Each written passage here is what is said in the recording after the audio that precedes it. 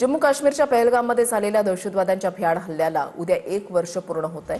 या दहशतवादी हल्ल्यात 26 निरपराध पर्यटकांनी आपला जीव गमावला। या पर्यटकांना श्रद्धांजली अर्पण करण्यासाठी लिद्दर नदीकाठी स्मारक उभारण्यात आलंय आणि या स्मारकावर 26 शहीद झालेल्या पर्यटकांची नावं कोरण्यात आलेली आहेत।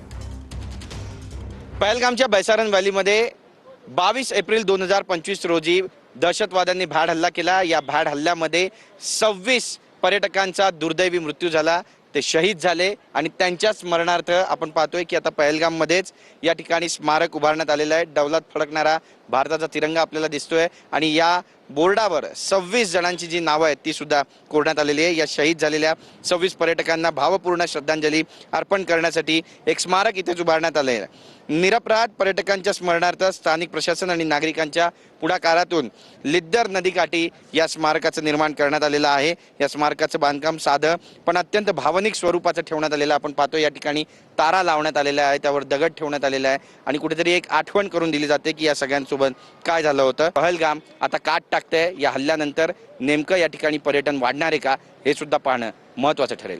कॅमेरा पर्सन योगेश गुरवसह गिरीश गायकवाड, TV9 मराठी, पहलगाम।